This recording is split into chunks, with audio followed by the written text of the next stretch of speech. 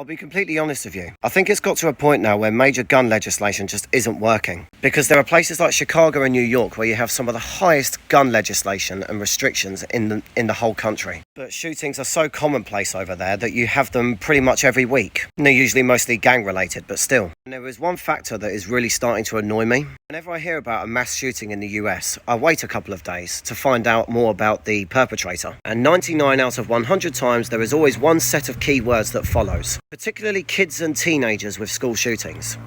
Mental health. They were loners, they were isolated, they were bullied, they were abused. They came from a totally impoverished background with parents who didn't really care about them. Or in some cases they had a loving family, but they were pushed to their absolute breaking point from things like bullying. No, that doesn't justify picking up an AR-15 and executing Order 66 on your fellow classmates. What it does mean is two things need to happen. The first one is sort your act out when it comes to giving guns to people who are not quite 100% there upstairs. And two, actually start addressing and doing something about the mental health crisis that is affecting the United States of America. And second, stop talking about mental health when it's convenient. So after the mass shooting takes place, once a couple of weeks have passed and it dies down and no one's talking about it anymore, suddenly no one cares about mental health anymore. They only care about mental health after the shooting. They don't seem to be interested in actually tackling some of the issues, whether it's poverty and abusive households and drug addiction or bullying. They only talk about mental health for as long as it's relevant in the public sphere. And this has been going on for a very, very long time.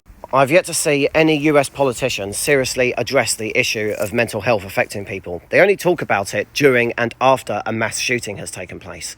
Once it's died down and people's tempers have calmed, they just drop the subject. It's all well and good saying that you're going to do more of the same. More crackdowns on gun ownership, more legislation, more restrictions, more background checks. But if a totally unhinged, deranged lunatic with mental health issues wants to do something horrific, or a psycho criminal wants to go on a murdering spree, or members of a gang want to take on a rival gang, they are going to do whatever it takes to get a hold of the tools they need to do it, regardless of what the law says, which is something that is currently affecting the United Kingdom. We have criminal gangs in London who possess firearms. Hell, even some teenagers do. Hell, there was an incident in my own town a couple of years ago where a teenager was in possession of a firearm. They're illegal.